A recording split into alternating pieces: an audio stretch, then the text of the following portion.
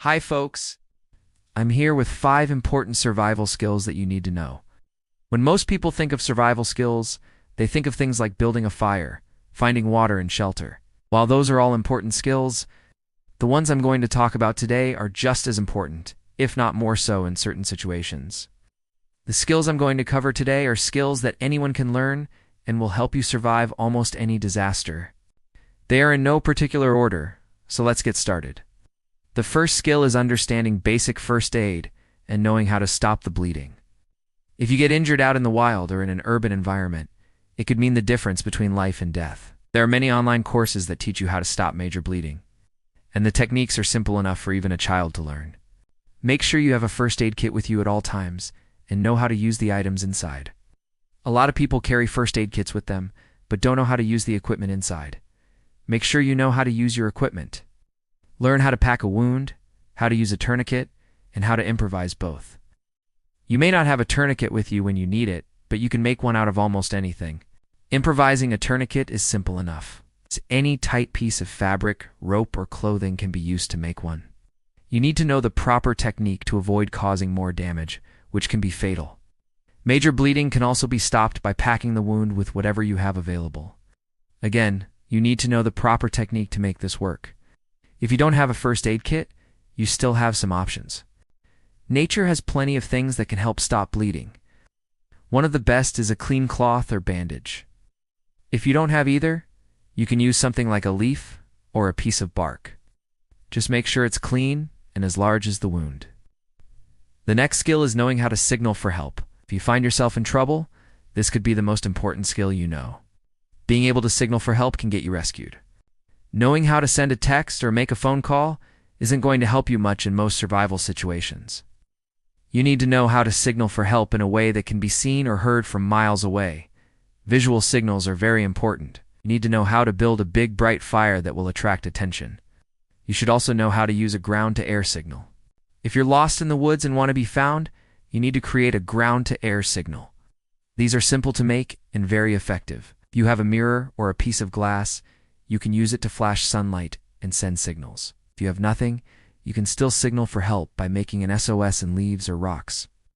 If you're near water, you can splash the water and make noise to attract attention. Knowing how to signal for help could save your life. The third skill is knowing how to find and collect rainwater. This is extremely important. No matter where you live, you need to know how to collect rainwater. In some areas, it rains almost every day. In other areas, it can go for months without a drop of rain. If you don't know how to collect rainwater, you may end up spending a lot of time without water. There are several ways to collect rainwater. The most primitive method is to simply put a container under the rain and let it fill. Of course, if it's raining hard enough, you can just collect it in your hands and drink it straight from the source. If you don't have anything to collect rainwater with, you can make a few different types of rain collectors. You can make a small catchment system out of almost any container you have, such as a backpack, a tarp, or even a large leaf. If you want to get fancy, you can use a military surplus water bladder. These bladders are made out of coated nylon and are excellent for collecting and storing rainwater. You can also purchase a portable, collapsible water container. These are great because they take up very little space and can hold a lot of water. The fourth skill is knowing what plants are safe to eat. If you find yourself lost and hungry, you may come across some plants that you can eat. The problem is there are also some plants that can kill you. If you don't know what you're doing, you could end up eating something poisonous. That being said, there are some basic rules you can follow to help you determine if a plant is safe to eat. The first rule is to stick to plants that are bitter or have a strong odor. Plants that are bitter usually aren't poisonous, but plants that are sweet are often toxic. The second rule is to never eat a plant that has white sap. If a plant has white sap, it's probably poisonous.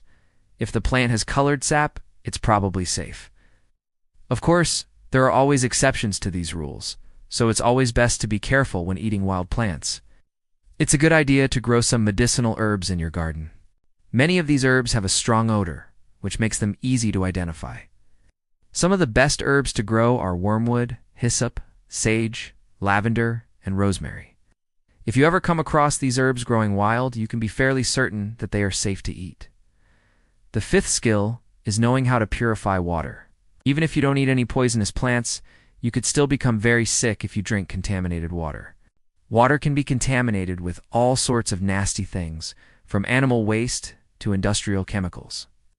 If you plan on surviving for any length of time in the wilderness, you need to know how to purify water.